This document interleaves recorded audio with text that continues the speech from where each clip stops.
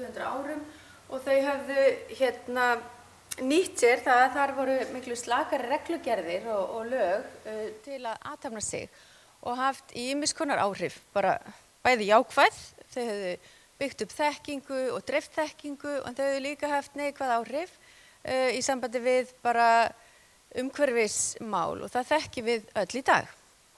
Og ef við horfum á heiminn í dag, hann er dálítið svakalegur. Þið komu vel inn á þetta áðan, varðandi þessar áskoranir sem við stöndum frammi fyrir. Við horfum á loftslagsbreytingar og við erum nýbúin að sjá nýja skýrslu frá IPCC þar sem að sýnir að við höfum ekkert langan tíma til stefnu til þess að breyta okkar hegðun ef við ætlum ekki að horfa upp á heiminn okkar bara brenna. Við sjáum plastmenginu og Skúli kom inn á það og við horfum líka upp á aukin ójöfnuð sem er eitthvað sem að þarf að taka á. Og þetta mun eingöngu aukast ef við gerum ekkert í málunum. Og það það voru eiginlega Sameinuðu þjóðirnar sem að, eins og Skúli kom inn á, en þau árið 2000 þá ákváðu þær að stíga fram með því að setja fram þúsaldarmarkmið. Ég veit að þið munið vel eftir þeim. Og þar sögðu Sameinuðu þjóðirnar, heyrðu, við erum með gríðarleg hnattræn vandamál. Við þurfum einhvern veginn að leysa þau í sameiningu. Við sem alþjóðasamtök, ríkisstjórnir bara allan heim, þær ekki roði í þessi vandamál. Við verðum öll að standa saman og biðluðu þannig til fyrirtækja og þannig fór eiginlega svona boltinn af stað varðandi svona fyrir alvöru, myndi ég segja, varðandi samfélagsábyrgð. Af því að þegar ég síðan fæ verkefni, fyrsta verkefni sem ég fekk eftir að ég útskrifast var að vinna fyrir Sameinuðu þjóðirnar. Einmitt að kynna þúsaldarmarkmiðin og UN Global Compact sem ég veit að þið þekki líka og Skúli myndist á og Þórarinn og þá lendi ég oft í því. Verkefni mitt var að koma inn til Íslands og tala við íslensk fyrirtæki og kynna þessi samstarfstækifæri fyrir þeim. Og þá bara fékk ég mjög oft spurninguna, fyrirgefðu vinkona, en af hverju við fyrirtæki á Íslandi, þetta var endaldi óöflugur tími, það var í kringum hrunið, en af hverju við að vera að hafa áhyggjur af einhverjum svona vandamálum, við erum bara náum með okkur og erum að sinna okkar rekstri. Og það er svo sannarlega, það sem að hefur breyst, myndi ég segja, er að þetta viðhorf er mjög breytt í dag. Og við sjáum bara að hlutverk einkageirans, þið sjáum bara upptalningunni hjá strákunum, þetta er gríðarlega skiptir miklu máli hvað fyrirtæki gera og hvernig þið hugsa, ekki hvernig þið eyða peningunum, heldur hvernig þið afla þeirra. Og það er það sem er svo áhugavert og við sjáum bara kröfurnar á síðustu 10 árum frá því að ég var eitthvað að ganga á milli fyrirtækja, hafa breyst svo gríðarlega mikið. Það er eiginlega enginn sem að bara efast þessa sýn í dag eða spyr, er ekki raunverulega hlutverk fyrirtækja að hámarka arðsemi þeirra hluthafa? Ég held að þessi flestir sem séu sammála því í dag að það er miklu víðtækara hlutverk sem að fyrirtæki hafa. Og þau, og kröfurnar líka bara til fyrirtæki eru bara miklu meiri heldur en það voru. Til dæmis eru kröfur bara að þau axli samfélagsábyrgð og taki mið af bæði umhverfis og samfélagsþáttum í sínum rekstri. Það er bara orðið mjög viðtekið. Og síðan er líka sem er áhugavert að mannauðurinn, hann er að breytast svo mikið. Mannauðurinn, hann hefur bara gerbreyst. Ef við bara horfum á fyrir, kannski þegar maður var að útskrifast úr skóla fyrir 20 árum, þá var svona, mjög viðtekið að þú bara menntaði einhverju fagi, þú bara fékkst vinnu hjá einhverju fyrirtæki sem reyndir bara að vinna þar og vinna þig upp og þér var vel launað eftir 30-40 ára starf, þú fékkst gullúr að launum. Ég meina þetta bara almennt svona. En í dag þá sjáum við að það verið að gera rannsóknir og kannanir á meðal til dæmis the millennials sem eru fædd eftir 1980 og svona 10 ár þar á eftir, að þessi kynslóð, hún hugsa bara allt öðruvísi og hún hugsar þannig að hún vill vinna við eitthvað sem að skipti þau máli, sem sem að tengist þeirra lífssýn og þeirra gildum í lífinu. Og rannsóknir hafa sýnt að helmingur þessa hóps, 50%, er tilbúin til að taka á sig launalækkun og velja bara starf, bara þú fær hér gott starf sem að vinna í olíuframleiðslu eða ég veit ekki hverju, eða þú fær hér starf þar sem þú ert að vinna einhverjum umbótum í samfélaginu og þú hefur virkilega mikinn áhuga á því, fólk að taka það starf. Þannig að þetta myndi ég segja mikla breytingar, þið sammála mér? Ok, flott. Þeim alveg saman gullúrið, þau getur bara keypt sér það. Ég veit ekki, það helst örugglega í hendur líka við bara meiri velmegun í samfélaginu. Og þetta leiðir til þess að bara einhvern veginn kröfur til fyrirtækjareksturs eru breyttar. Þannig að fólk sem að stofna fyrirtæki, það bara með allt öðru þessi hugmyndir í dag heldur en fyrir 10 árum. Núna eru fyrirtæki stofnuð mjög oft með einhvern svona samfélagslegan ávinning að leiðarljósi og við erum nýbúin að sjá að það var verið að stofna svona samfélagshraðal í Háskóla Íslands þar sem að fyrirtæki fá stuðning til að móta sína eða frumkvöðlar fá stuðning til að móta sína viðskiptahugmyndir sem að eru samfélagsleg nýsköpun og það verður mjög gaman að fylgjast með því.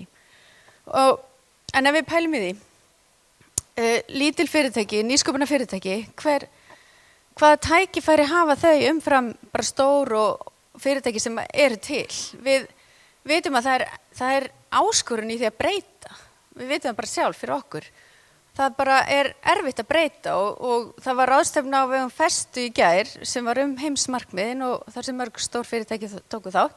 Og þar var Andri Þór Guðmundsson frá Ölgerðinni, hann var að ræða bara breytingastjórnun. Þetta er gríðarlega stórt og erfitt verkefni og ég þekki það sjálf. Ég vann hjá Landsvirkjun og vann þar við að innleiða samfélagsábyrgð og þetta er bara gríðarlega áskorun. Þannig að það má segja að nýsköpunarfyrirtæki hafi stundum bara mjög góð tækifæri til að koma sínum hugmyndum á framfæri og þau eru svo sannarlega að gera það.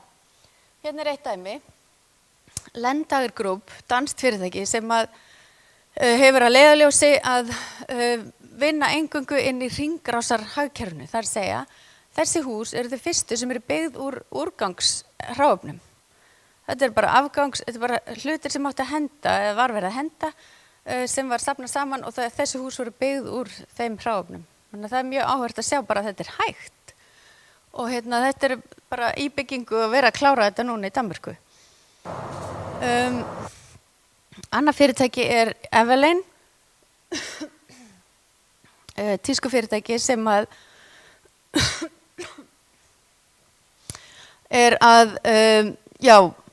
hefur ákveðið að tileinka sér eitthvað sem heitir Radical Transparency og það er að veita gríðarlega miklar upplýsingar hvernig þau framleiða og hvernig hvernig virðiskeiðan bara er hjá þeim og gefa þá neytendum tækifæri á að kjósa hvort með buddunni sinni, hvort að þeim finnst þetta eitthvað sem þeir eru til í og þau setja fram bara hvernig verður til á bara stutturamból í þeirra framleiðslu og hvernig álagningin er líka hjá í bransanum og þetta er eitthvað sem bara er að færast í aukana. Nú, eftir að hafa verið að starfa við ráðgjöf samfélagsábyrgð í langa tíma, þá var mér farið að klæja sjálf í fingurna að gera eitthvað sem hafði tækifæri á að mögulega hafa enn meiri áhrif, af því að það er hægt. Og þess vegna ákvað ég fyrir 3 árum að segja upp starfinu mínu á Landsvirkjun og stofna mitt eigið fyrirtæki. Þar sem að þessi hugmyndafræði samfélagsábyrgð væri höfð að leiðarljósi frá bara A til Ö. Og það er ekkert fullkomið, maður er alltaf að reyna að gera betur og en engu að síður þá var til fyrirtæki Fólk Reykjavík. Það sem við gerum er að við þróum markmiðið okkar var annars vegar þetta að búa til vöru þróunarferli og bara vörumerki sem að hannar, þróar, framleiðir, selur, dreifir heimilisvörum sem að stuðla að sjálfbærari lífstíl. Hitt svona sem að fyrirtæki átt að gera, það var að vera svona stökkpallur fyrir íslensku hönnuði. Og við þekkjum það öll að það er mikil gróska hér í hönnun og eins og Þórarinn er komin áðan, þá bara er staðurinn sem hönnun er á hérna á Íslandi, ef við bara berum okkur saman við hinar Norðurlandaþjóðirnar, þá erum við bara ekki á sama stað. Við erum ekki komin á þann stað að vera með íslensku hönnun bara sem flaggskip í öllum okkar verslunum og vera ótrúlega stolt af því. Og bara fyrirtækin sem hafa meikað það í Danmörku og Svíþjóð bara eru mörg hundruð og sjá allavega, þannig að við myndum samstarf við íslensku hönnuði, þróum vörur með þeim og síðan tökum við ferli bara alla leið. Þannig að við erum bara keppa við IKEA og svona. En ég geti skoðað þessar vörur betur, en þetta er fyrsta vörulínan okkar. Hún er hönnuð í samstarfi við ungan íslenskan hönnu, Jón Helga Hólmgeirsson. Og þarna var verkefnið að búa til eins hirslu sem nýtist á eins fjölbreyttan hátt. Það er þetta hengi alls konar neðan í hana, og er gerður náttúrulegum eða endurvinnanlegum hráefnum úr sem minnstu hráefni og mögulegt er. Og síðan næsta vörulína, hún kom nú bara í verslanirinn síðustu helgi, það var ótrúlega gaman. Og þetta heitir Living Objects og þarna erum við að vinna með líka hrein hráefni og erum að reyna að tala við neytandann um það hvernig hann notar vöruna og erum að reyna að ýta undir það að varan sé noti bara í mjög langan tíma og mjög fjölbreyttan hátt. Þannig að hver og einn hlutur getur þjónað fleiri en einu hlutverki. Og þannig að við vinnum bara innan ákveðins ramma, við höfum sett okkur svona viðmið að við bara notum ákveðin hráefni sem hægt er að endurvinna eða eru náttúruleg. Öll vinnsla á viðnum, hún er bara unnin með svona náttúrulegu vaxi úr hörfræolíu og síðan en þið getið kíkt á þetta, þetta er kannski svolítið svona, en við erum til dæmis í plastdæminu líka, við hefum ákveðið bara nota ekki plast og erum að reyna að vinna með okkar byrgjum til dæmis í að draga úr því að þeir senda okkur plast, innpakka í plast. Þannig að en þetta er bara stöðu vinna og þarf alltaf að vera að vinna í þessu, en frá því að hugmyndir rætta vöru og alveg þangað til að hún á að ljúka sínu líftíma, þá er hugmyndin sjálfbærni alltaf tekin til athugunar og skoðunar og við erum alltaf að vinna í því að bæta okkur og hér er mynd af ferli þar sem við vorum að keyra með svona línráðgjöfum, þar sem við erum að reyna að draga úr sóun og auka hagkvæmni í okkar framleiðslu og með tilliti til þá umhverfis og samfélags. Transparency, gagnsæi, við erum líka að vinna í því hver bjóð til hlutina. Það er svo sannlega komin krafa það í okkar samfélagi. Bara, ef þú framleiðir ekki á Íslandi, þá vill fólk fá að vita hver bjóð til vöruna og við erum að reyna að vinna í því og þetta er